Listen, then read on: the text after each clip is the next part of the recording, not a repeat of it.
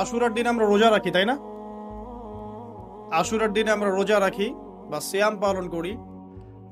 কি কারণে করি, কি উদ্দেশ্যে আমরা এই কাজটা করি, কে বলতে পারবেন? উপলক্ষটা কি, কি কারণে আমরা সওম রাখি? যেমন রমজান মাসে আমরা সওম রাখি, আল্লাহ পাক রমজান মাসে কোরআন নাজিল করেছেন, তাই তো? আশুরার সওম আমরা কেন রাখি, কে বলতে পারবেন? কোন আল্লাহর বান্দা নাই? মাশাআল্লাহ। পূর্ববর্তী নবীদের আমলে এই সওম ফরজ ছিল, কিন্তু এর পিছনের কারণটা কি? সমস্যা নাই, না পারলেও কোনো সমস্যা নাই, আমার হাদিয়াটা বেঁচে গেল আলহামদুলিল্লাহ। তো আমরা জানবো ইনশাআল্লাহ এই ঘটনার পিছনের গল্পগুলো কি, ইনশাআল্লাহ তাআলা। ওয়া মা তাওফীকি ইল্লা বিল্লাহ আলাইহি তাওয়াক্কালতু ওয়া ইলাইহি উনীব। তো আমি আলোচনা শুরু করতে চাচ্ছি একটা মূল জায়গা থেকে, যে মুসলিম উম্মার বা মুসলিম জাহানের একজন জাতির পিতা আছেন, তার নাম কি? মাশাআল্লাহ, ইব্রাহিম আলাইহিস সালাম। ইব্রাহিম আলাইহিস সালামের দুইজন সন্তান, একজন ইসমাঈল আলাইহিস সালাম, আরেকজন ইসহাক আলাইহিস সালাম। আলোচনা একটু মন দিয়ে শুনতে হবে, কোনো অংশ যদি মিস করে ফেলেন তাহলে হয়তো বুঝতে পারবেন না পরের অংশটা। আবুল আম্বিয়া ওয়াল মুরসালিন, অর্থাৎ নবীগণের পিতা ইব্রাহিম আলাইহিস সালামের দুইজন সন্তান। একজন সন্তানের নাম ইসমাঈল আলাইহিস সালাম, আরেকজনের নাম ইসহাক আলাইহিস সালাম। ইসমাঈল আলাইহিস সালাম জন্ম নিয়েছেন হাজরা আলাইহিস সালামের গর্ভে, আর হাজরা আলাইহিস সালামকে রেখে আসা হয়েছে কোথায়? মক্কায়।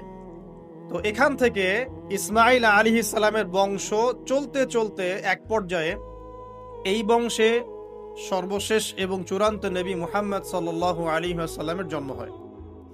ঠিক আছে, তাহলে আমরা হচ্ছি বনু ইসমাঈল। ইসমাঈল আলাইহিস সালামের বংশের পুরো সিলসিলায় একজন নবী পাওয়া যায়, তিনি হচ্ছেন আমাদের নবী মুহাম্মদুর রাসূলুল্লাহ সাল্লাল্লাহু আলাইহি ওয়াসাল্লাম। আর আরেকজন সন্তান ইব্রাহিম আলাইহিস সালামের, তার নাম কি? ইসহাক আলাইহিস সালাম। ইসহাক আলাইহিস সালাম জন্মগ্রহণ করেছেন সারা আলাইহিস সালামের গর্ভে।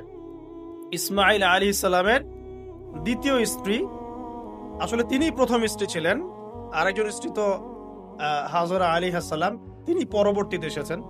প্রথমে তিনিই ছিলেন, সারা আলাইহিস সালামই প্রথম স্ত্রী। তো তার গর্ভে জন্ম লাভ করেন ইসহাক আলাইহিস সালাম। আমরা বুঝতে পারলাম যে নবীগণের একাধিক স্ত্রী ছিল। সভ্যতা আমাদেরকে শিখিয়েছে যে একজন সৎ ব্যক্তির একটাই স্ত্রী থাকতে পারে। একজন চরিত্রবান এবং সৎ ব্যক্তির একজন স্ত্রী থাকতে পারে, যার একাধিক স্ত্রী আছে তার চরিত্র ভালো না। এটা পশ্চিমারা আমাদেরকে শিখিয়েছে, এবং পশ্চিমা গোলক ধাঁধায় যারা নিজেদের দর্শন হারিয়ে ফেলেছে তারাও এই মতাদর্শে বিশ্বাস করে। তবে তারা এটা বিশ্বাস করে যে একজন স্ত্রী থাকলেও একাধিক মেয়ের সাথে শারীরিক সম্পর্ক রাখা ভালো। আর ইসলাম বিশ্বাস করে যে যদি কারোর সাথে শারীরিক সম্পর্ক রাখতেই হয় তাকে স্ত্রীর মর্যাদা দিতে হবে। তো যাই হোক, ইব্রাহিম আলাইহিস সালামের দুইজন স্ত্রী ছিলেন।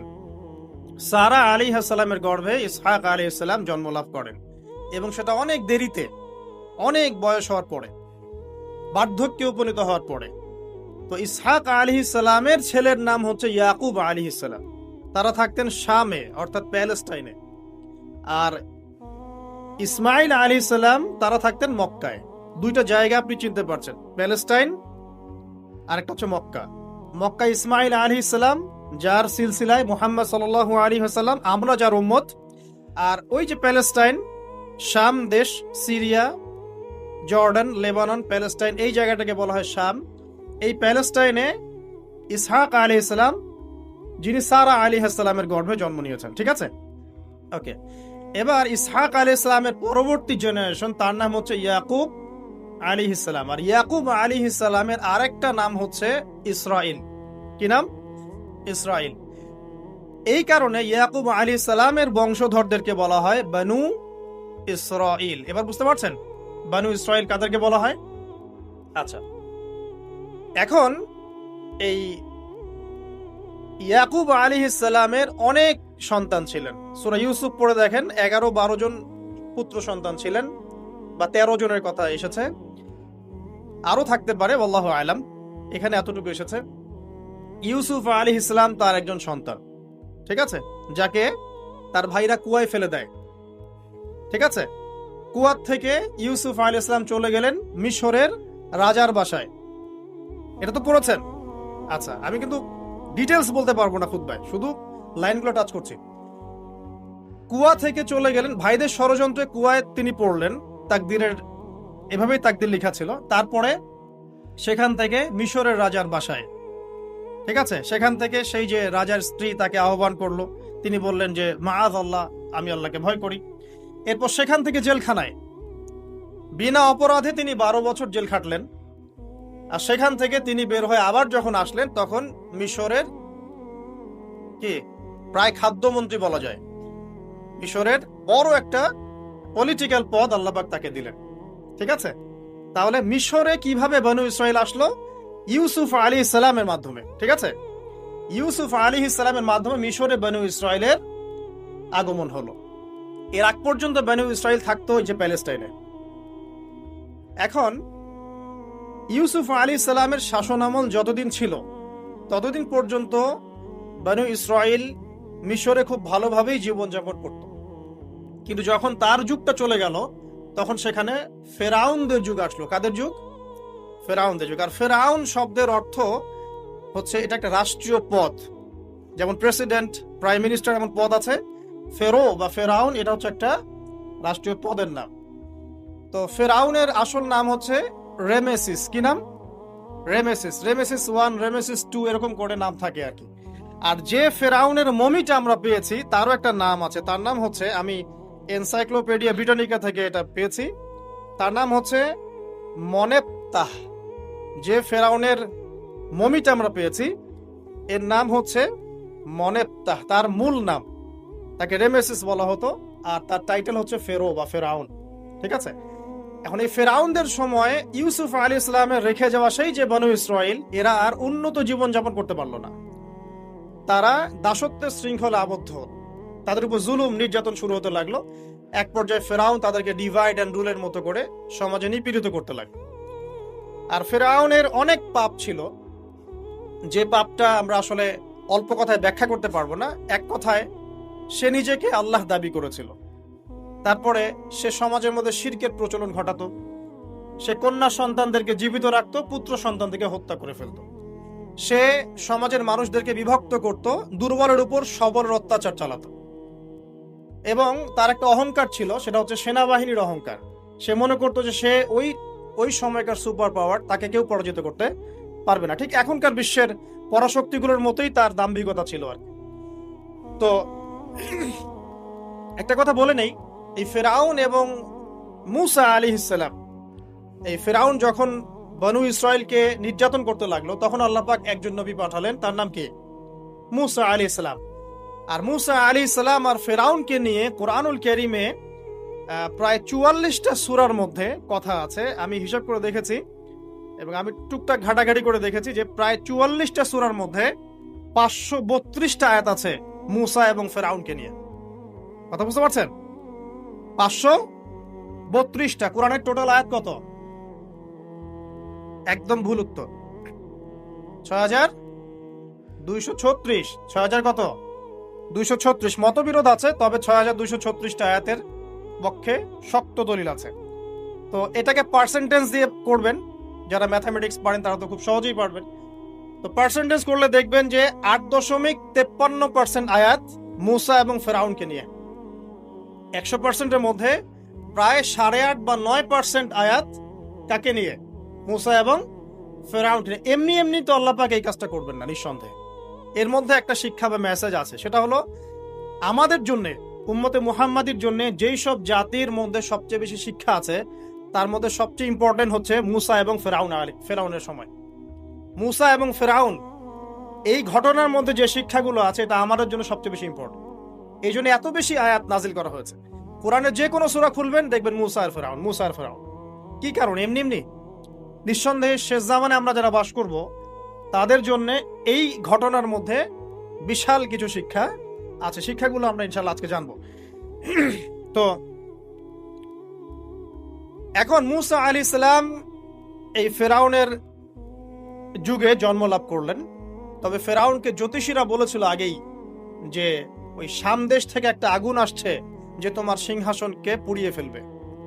এর ফলশ্রুতিতে ফেরাউন যেটা করলো, সমস্ত পুত্র সন্তান যারা হতো এদেরকে তারা জবাই করে হত্যা করত। তো যখন জনগণ বলল যে কাজটা খুব খারাপ, প্রতিবাদ শুরু হলো, তখন 1 বছর গ্যাপ দেওয়া শুরু করলো। 1 বছর মারবে আর 1 বছর রাখবে, আর 1 বছর মারবে আর 1 বছর রাখবে। যেই বছর মারলো না সেই বছর জন্ম লাভ করলো মুসা আলাইহিস ইসলামের ভাই হারুন আলাইহিস সালাম। ঠিক আছে, উনিও কিন্তু নবী ছিলেন। আচ্ছা, আর যে বছর মারার কথা সেই বছর জন্ম লাভ করলেন মুসা আলাইহিস সালাম। এখন আমি খুব শর্ট করে বলছি, অনেক ডিটেলস বলতে গেলে 3টা বেজে যাবে, আজকে আসরও হতে পারে। তো এখন যে বছর মারার কথা সেই বছর জন্ম লাভ করলেন মুসা আলাইহিস সালাম। এখন মুসা আলাইহিস সালামের মা কিন্তু তখন খুব শঙ্কিত, ফেরাউন তার সন্তানকে হত্যা করবে। আল্লাহ রাব্বুল আলামিন কোরআনের মধ্যে বলেছেন সূরা কাসাসের মধ্যে, কোন সূরা? আরব, এখানে একটা হবে, এটা হবেই, কোনো বিজ্ঞানী ঠেকাতে পারবে না। তো শুআয়ব আলাইহিস সালামের কম সেই কম যাকে ভূমিকম্প দিয়ে ধ্বংস করা হয়েছিল। তো এখন মুসা আলাইহিস সালাম তার কাছে গিয়ে তার ঘটনাগুলো বললেন। শুআয়ব আলাইহিস সালাম তাকে বললেন, ঠিক আছে, আমার মেয়ের একটা দাবি, আমার মেয়ে বলেছে যে তুমি হচ্ছ বিশ্বস্ত এবং শক্তিশালী, তোমাকে যেন আমি আমার কাজে নিয়োগ করি। আসলে মেয়ে বাবাকে ইঙ্গিতে একটা মানে মনের ভাব ব্যক্ত করেছে আর কি। তখন তার বাবা সেই ভাবটা বুঝতে পেরেছেন। তিনি বলেছেন, ঠিক আছে, আমি আমার এই মেয়ের সাথে তোমাকে বিয়ে দিব। শর্ত কি? শর্ত হচ্ছে তোমাকে 8 বছর আমার এখানে কাজ করতে হবে। 8 বছর, কত বছর? 8 বছর কাজ করার বিনিময়ে আমি তোমাকে আমার মেয়ের সাথে বিয়ে দিচ্ছি। আর যদি তুমি চাও তাহলে 10 বছর পূর্ণ করতে পারো। ঠিক আছে? তো মুসা আলাইহিস সালাম বলেন, ঠিক আছে, আমাদের মাঝে আল্লাহ পাক সাক্ষী হিসেবে যথেষ্ট। এবার সেখানে মুসা আলাইহিস সালাম তার সংসার শুরু করলেন। 10 বছর অতিবাহিত হলো। তারপরে এখন মিশরে ফিরে যাওয়ার পালা। মুসা আলাইহিস সালাম তার স্ত্রীকে নিয়ে কোথায় যাচ্ছেন এখন? মিশর, তার হোম টাউন। ঠিক আছে, মাদারল্যান্ড। কিন্তু যাত্রা পথে তুয়া উপত্যকায় বিভিন্ন কিতাবে এসেছে তার স্ত্রীর প্রসব বেদনা শুরু হয়। তখন তিনি আগুন তালাশ করতে থাকেন। আগুন তালাশ করতে করতে আস্তে আস্তে তিনি এমন একটা জায়গার দিকে চলে যান তুয়া উপত্যকায়, যেখানে দেখেন যে গাছের উপর আগুন জ্বলছে। এবং তখন আগুনকে ফলো করতে করতে হঠাৎ তিনি এক গায়েবী আওয়াজ শুনতে পান। আওয়াজটা হচ্ছে এমন, আমি একটু পড়ে শোনাই। আওয়াজটা হচ্ছে এমন যে ইন্নী আনা রব্বুক ফাখলা'না আলাইক ইন্নাকা বিল ওয়াদিল মুকদ্দাস তুয়া। এই আওয়াজটা আল্লাহ পাকের। কার আওয়াজ? সুবহানাল্লাহ। আল্লাহ পাক মুসা আলাইহিস সালামের সাথে কথা বলছেন এই জায়গায়। আল্লাহ পাক বলছেন, নিশ্চয়ই আমি তোমার রব, তোমার জুতা খুলে ফেলো, কারণ তুমি একটা পবিত্র উপত্যকায় আছো। চিন্তা করতে পারেন? ওয়া আনা ইখতারতুকা, এবং আমি তোমাকে বাছাই করেছি হে মুসা, ফাসতামি' লিমা ইউহা, তুমি খুব মনোযোগ দিয়ে শোনো, আমি তোমার কাছে যা ওহী করছি এটা মনোযোগ দিয়ে শোনো। ইন্নানি আনা আল্লাহ, নিশ্চয়ই আমি আল্লাহ। আল্লাহ বলছেন ইন্নানি আনা আল্লাহ, নিশ্চয়ই আমি আল্লাহ। লা ইলাহা ইল্লা আনা, আল্লাহ বলছেন আমি ছাড়া কোনো ইলাহ নেই। ফা'বুদনি, আমার ইবাদত করো। ওয়া আকিমিস সালাতা লিযিকরি, আমার স্মরণের জন্য সালাত কায়েম করো। ইন্নাস সাআতা লাআতিয়াতুন, নিশ্চয়ই কিয়ামত অবশ্যই আসবে। আকাদু উখফিহা, আমি এটাকে গোপন রেখেছি।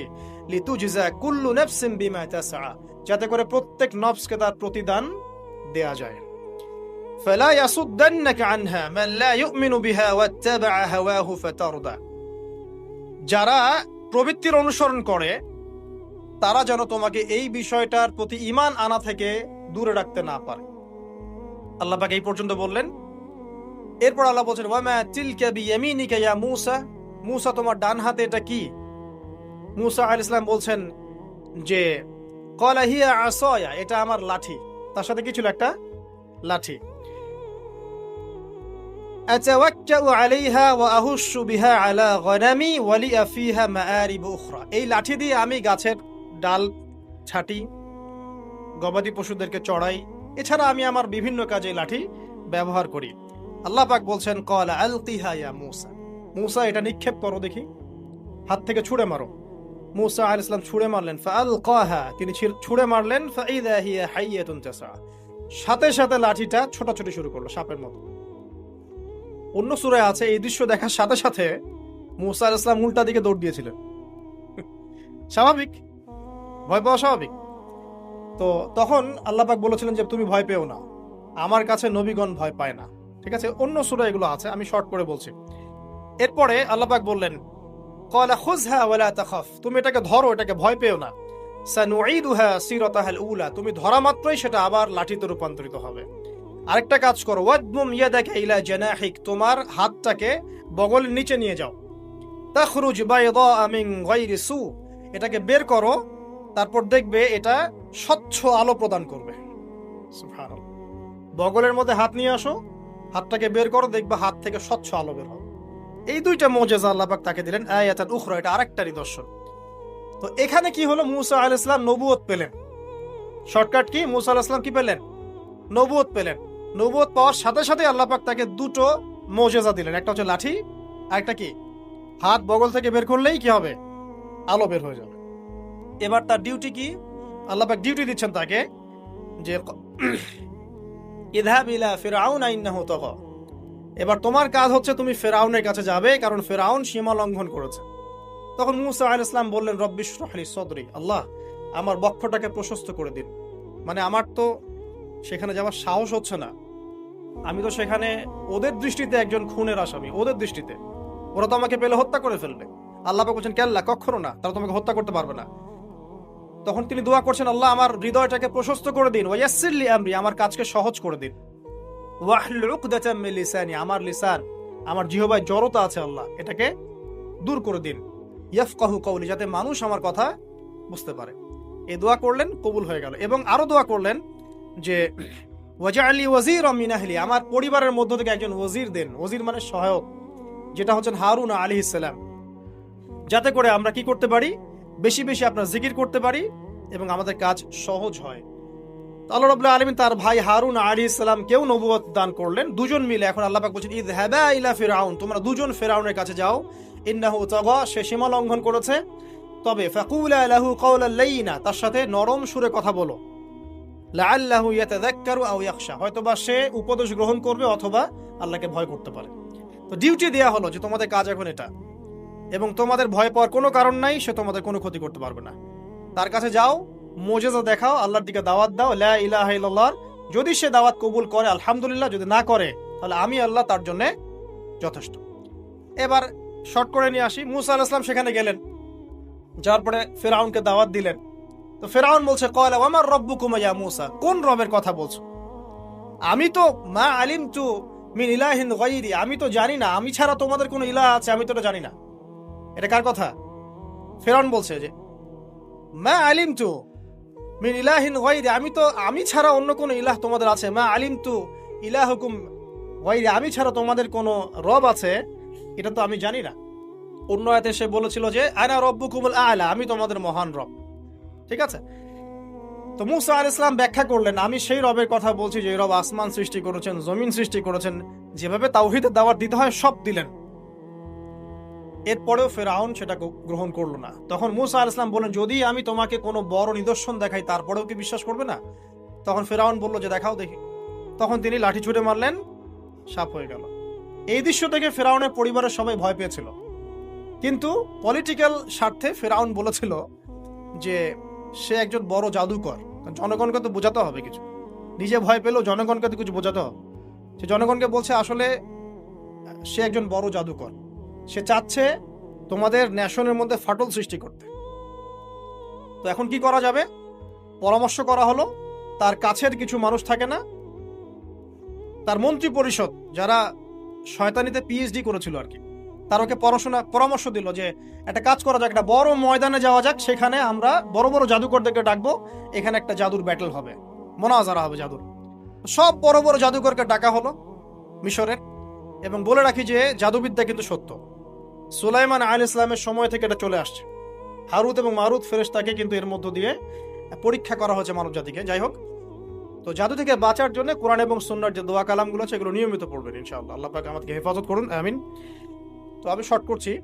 তো এবার জাদুকররা একদিকে, মূসা আলাইহিস সালাম একদিকে। তো মূসা আলাইহিস সালামকে তারা বলছে তুমি আগে ছুঁড়ে মারবে না আমরা ছুঁড়ে মারব। মূসা আলাইহিস সালাম বলছেন বাল আলকু, তোমরা ছুঁড়ে মারো। তখন তারা যখন তাদের লাঠিগুলো ছুঁড়ে মারলো এগুলো সাপ হয়ে গেল। এটা চোখের ভেলকিবাজি ছিল। আল্লাহ পাক এই জাদুটাকে বলেছেন কোরআনে সিহরুন আযীম, বড় একটা জাদু করেছিল তারা। মানে তারা জাদুবিদ্যায় খুব পারদর্শী ছিল। এখন যেমন সায়েন্সের যুগ, তখন কিন্তু জাদুবিদ্যার যুগ ছিল। ঠিক আছে? তো মূসা আলাইহিস সালাম তারপর কিছুটা ভয় পেয়ে গেলেন। আল্লাহ পাক বলেন তুমি ভয় পেও না, বরং তোমার লাঠি ছুঁড়ে মারো, ইন্নাকা আনতাল আ'লা, তুমি বিজয়ী হবে ইনশাআল্লাহ তাআলা। এরপর মূসা আলাইহিস সালাম লাঠি ছুঁড়ে মারার সাথে সাথেই তার লাঠিটা যে সাপে রূপান্তরিত হলো, এই সাপটা বাকি সব সাপকে খেয়ে ফেললো। এই দৃশ্য দেখার সাথে সাথেই ওই জাদুকর যারা ছিল, সবচেয়ে বড় বড় জাদুকর, একটা সমাজে সবচেয়ে বড় বড় জাদুকর, সাথে সাথে মুসলিম হয়ে গেল। বললো যে ক্বাল আমান্না বিরব্বি হারুন ওয়া মূসা, আমরা মূসা এবং হারুনের রবের প্রতি ঈমান নিয়ে আসলাম। তখন ফিরআউন বলল যে ও আচ্ছা, তাহলে ইন্নাহু কাবীরুকুম আল্লামাকুমুস সিহর, তাহলে মূসাই হচ্ছে তোমাদের লিডার, যে তোমাদেরকে জাদু শিখিয়েছে। তাহলে পলিটিক্যাল লোকজনের কথাগুলো এরকমই হয়, সত্য কখনো স্বীকার করতে যাবে না। তো যে তাহলে মূসাই মনে হয় তোমাদের চেয়ে বড় জাদুকর, তাহলে তোমাদের শাস্তি দিব এবার আমরা। কি শাস্তি? ওই যে শুলদণ্ড দিয়ে ডান দিকের হাত বাম দিকের পা কেটে ফেললো। চিন্তা করতে পারেন, একদিকের হাত একদিকের পা কেটে শুলদণ্ড দিয়ে ঝুলিয়ে রাখলো। তখন এই জাদুকররা এমন একটা কথা বলেছে যেটা পড়লে আমরা চোখ দিয়ে পানি পড়ে যায়। এই জাদুকররা বলেছিল যে তোমার যা ইচ্ছা তুমি তা করো, ফাকদি মা আনতা কা, তোমার যা মনে চায় তাই করো। কথাটা শুনছেন? ফাকদি মা আনতা কা, তোমার যা মনে চায় তাই করো। কিন্তু আমরা ইন্না আমান্না বিরব্বি হারুন ওয়া মূসা, আমরা মূসা এবং হারুনের রবের প্রতি ঈমান এনেছি। আশা করা যায় যে আমরা এই ঈমান আনার ফলে সারা জীবন জাদুবিদ্যা চর্চা করে যে পাপ করেছি, আল্লাহ পাক সব পাপ মাফ করে দিবেন ইনশাআল্লাহ। দেখেন, একটা সেজদা না করেও তারা জান্নাতে চলে গেল। দেখলেন, তারা কিন্তু নামাজ পড়তে পারে নাই, সুযোগ হয়নি, রোজা রাখতে পারে নাই, যাকাত দিতে পারে নাই, শুধু খালেস ঈমান যে না আল্লাহকে চিনেছি, আল্লাহ ছাড়া কোন ইলাহ নাই, আল্লাহ ছাড়া কাউকে পরোয়া করি না, আল্লাহই সবকিছু। তারপরে তাদেরকে ফাঁসি দেওয়া হলো, হাত পা কেটে ফেলা হলো, জান্নাত। এই ঘটনাটা পড়বে তহার মধ্যে আছে। যাই হোক, এখন এভাবে যখন মূসা আলাইহিস সালামকে পরাজিত করতে পারলো না, মূসা আলাইহিস সালাম তাদেরকে সময় দিলেন, তওবা করে ফিরে আসো, আল্লাহ পাক মাফ করে দিবেন। কিন্তু ফেরাউন এবং তার দলবল এগুলো সহ্য করলো না, বরং ফেরাউন টিটকারি করছিল, এই হামান তুমি আছো? হামান বলছে হ্যাঁ আছি। আমার জন্য একটা বড় প্রাসাদ নির্মাণ করো, ইট পোড়াও, আমার জন্য উঁচু প্রাসাদ তৈরি করো, যাতে আমি উকি মেরে দেখতে পারি মূসার রব কোথায় আছে। কথা বুঝতে পারছেন? আমার কাছে মনে হয় হয়তোবা, আল্লাহু আ'লাম, হয়তোবা এই আয়াতটা মিশরের পিরামিডের দিকে ইঙ্গিত করছে, হয়তোবা, আমি জানি না সঠিক, আমি মানে 100% নিশ্চিত ভাবে বলতে পারবো না, কিন্তু আমার কাছে মনে হয় হয়তোবা এটা সেই সময়কারই ঘটনা, যে হামান ইট পুরাতে থাকো, ইট এবং পাথর পোড়াও, উঁচু উঁচু উঁচু একদম সর্বোচ্চ কিছু তৈরি করো, প্রাসাদ তৈরি করো, যাতে করে আমি তার উপরে উঠে মূসার ইলাহকে দেখতে পারি। এটা কার কথা ছিল? ফেরাউনের। এটা করাও হয়েছে। এরপরে 9টা আযাব আল্লাহ পাক দিয়েছেন। কয়টা?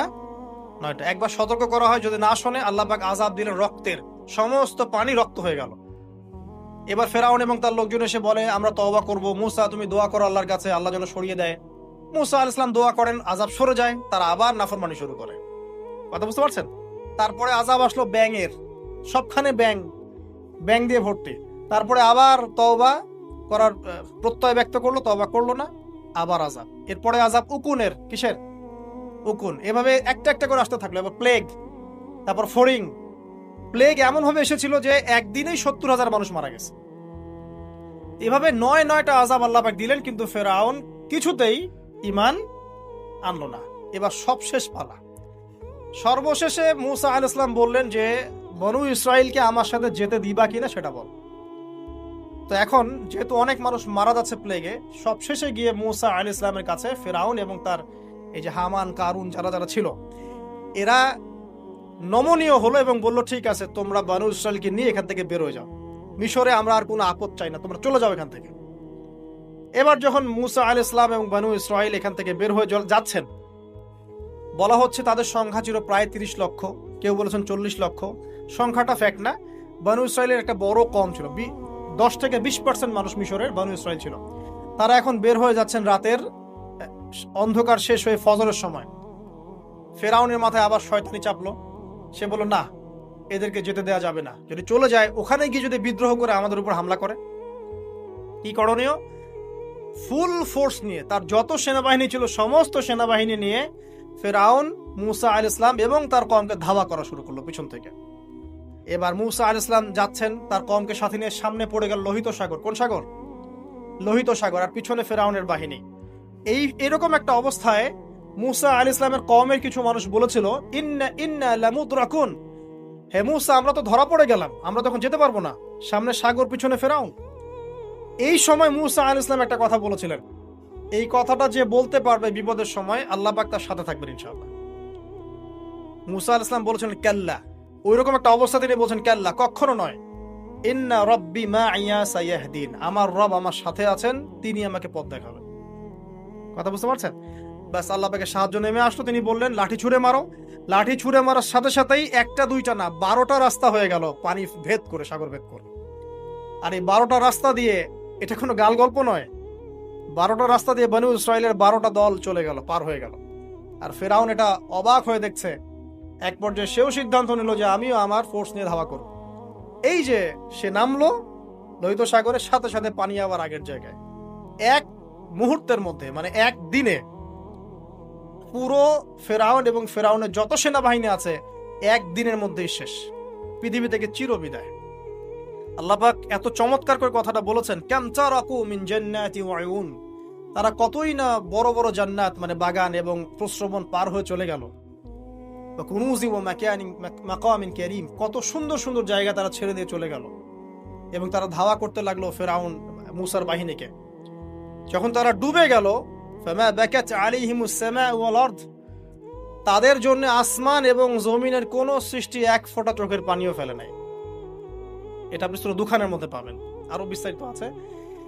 তো এই যে ঘটনাটা ঘটেছে, এই ঘটনাটা ঘটেছে মুহররম মাসের 10 তারিখে। কয় তারিখে? এই হচ্ছে সেই ঘটনা যার স্মরণে আমরা মুহররম মাসের 10 তারিখে সওম রাখি। কথা কি বুঝতে পারছেন? এটাই সেই ঘটনা, যেই ঘটনার ফলশ্রুতিতে এটাকে স্মরণীয় করে রাখতে আল্লাহ পাক কিয়ামত পর্যন্ত এই আশুরার সওমটাকে রেখে দিয়েছে। এটা ইহুদিরাও রেখেছে, ইসলাম আসার পূর্বে, মানে নবী সাল্লাল্লাহু আলাইহি ওয়াসাল্লামের শরীয়ত আসার পূর্বেও আগের জাতিরাও এটাকে রেখেছিল। নবী সাল্লাল্লাহু আলাইহি ওয়াসাল্লাম এই সওমটাকে রেখেছেন, মুহররম মাসের এই 10 তারিখের সওমটা। এবং তিনি বলেছেন যে আমি আশা করি এই সওম রাখার ফলে 1 বছরের গুনাহ আল্লাহ পাক মাফ করে দিবেন। এবং একজন সাহাবী এসে জিজ্ঞাসা করছিলেন যে কোন মাসের রোজা রমাজান মাসের পরে সর্বোত্তম?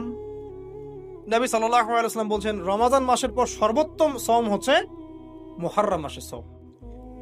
3-4টা বিষয় নবী সাল্লাল্লাহু আলাইহি ওয়াসাল্লাম কখনো ছাড়তেন না। ফজরের আগে 2 রাকাত সুন্নাত, মাসের 3 দিন রোজা রাখা, আইয়ামে বীজের, তারপরে আপনার আরাফার সওম, এবং এই যে মুহররম মাসের সওম। এই সওমগুলো নবী সাল্লাল্লাহু আলাইহি ওয়াসাল্লাম কখনো ছাড়তেন না।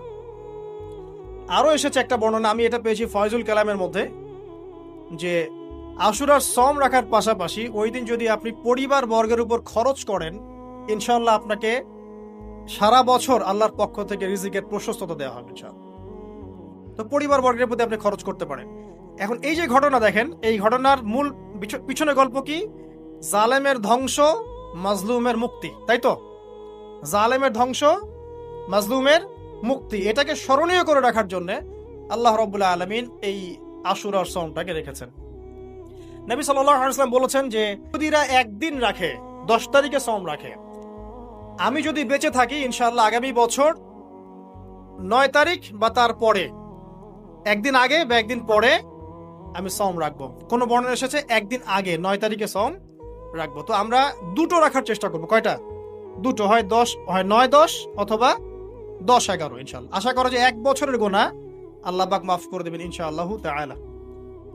আর বেশি বেশি মুহররম মাসে সওম রাখতে পারেন, ইস্তেগফার করতে পারেন, তাসবিহ তাহলিল করতে পারেন, এবং এই মাসে যে ঘটনাটা ঘটেছে আপনার মুসা আলাইহিস সালাম এবং ফিরআউনের, এই ঘটনাটাকে চর্চা করবেন, এটাকে প্রচার করবেন, প্রসার করবেন, এর মধ্য থেকে শিক্ষাগুলোকে নিজের জীবনে বাস্তবায়ন করার চেষ্টা করবেন ইনশাআল্লাহ তাআলা। আল্লাহ পাক সবাইকে তৌফিক দান করুন, আমিন।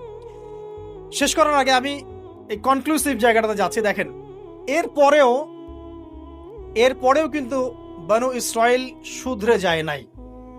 তারা চোখের সামনে দেখলো যে ফেরাউন ডুবে মরল, তারা পার হয়ে গেল। ঠিক পার হয়ে যাওয়ার পরেই অল্প কয়েকদিনের ব্যবধানে তারা বাছুর পূজা শুরু করেছিল। কি পূজা? সামেরি নামক একজন ব্যক্তি সোনা দিয়ে একটা মানে গরুর মূর্তি করেছিল, এই মূর্তি পূজা তারা শুরু করেছে এই মুক্তির মাত্র কয়েকদিন পরেই। এটা সেই বনু ইসরাইল।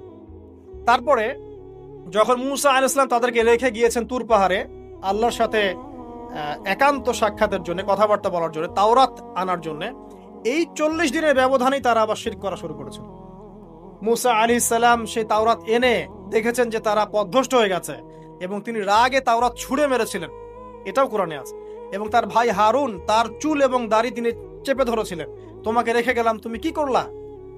তখন হারুন আলাইহিস সালাম বলেছিলেন যে আমি আমার নিজের নফসের ভয় করছিলাম যে তারা আমাকে হত্যা করে ফেলতে পারে, অথবা বনু ইসরাইলের মধ্যে বিভক্তি সৃষ্টি হতে পারে, এই জন্য আমি কিছু বলতে পারি, আমি মাজলুম ছিলাম। এই অল্প কয়েকদিনের মধ্যেই তারা শিরক করলো, তারা বাছুর পূজা করলো। আল্লাহ পাক তাদেরকে বললেন, তোমরা আমালিকা সম্প্রদায়ের বিরুদ্ধে যুদ্ধ করো। তারা প্যালেস্টাইনে থাকতো, আমালিকা সম্প্রদায় প্রচন্ড শক্তিশালী। তখন এই বনু ইসরাইল বলেছিল যে হে মুসা, ইযহাব আনতা ফাযহাব আনতা ওয়া রাব্বুকা ফাকাতিলা, হে মুসা তুমি যাও আর তোমার রব যাও, গিয়ে যুদ্ধ করো। ওয়া ইন্না হাহুনা কাঈদুন, আমরা এখানে বসে থাকি। কে বলেছে এটা? এই বনু ইসরাইল, যাদেরকে আল্লাহ পাক এত বড় বিপদ থেকে মুক্তি দিয়েছেন। তারপরে তাদেরকে মান্না এবং সালোয়া খাওয়ার পাঠানো হচ্ছে, এই খাওয়ার পর্যন্ত তাদের ভালো লাগছে না। তারা বলছে হে মুসা, আল্লাহকে বলো আল্লাহর জন্য আমাদেরকে এই যে পেঁয়াজ, এই যে রসুন, ডাল, মসুর এগুলো উৎপন্ন করার তৌফিক দেন। চিন্তা করতে পারেন এরপরে তারা আবার বললো একদল মানুষ বনু ইসরাইলের, আল্লাহকে সামনে এনে হাজির করে দাও, না হলে বিশ্বাস করব না। তারপর এরকম 70 জন মানুষকে বাছাই করে মুসা আলাইহিস সালাম নিয়ে গেলেন তুর পাহাড়ে। আল্লাহ পাক ওদেরকে মৃত্যু দিয়েছেন, আবার জীবিত করেছেন। মানে এরপরে তারা এত বেশি সীমা লঙ্ঘন করা শুরু করলো যে তারপর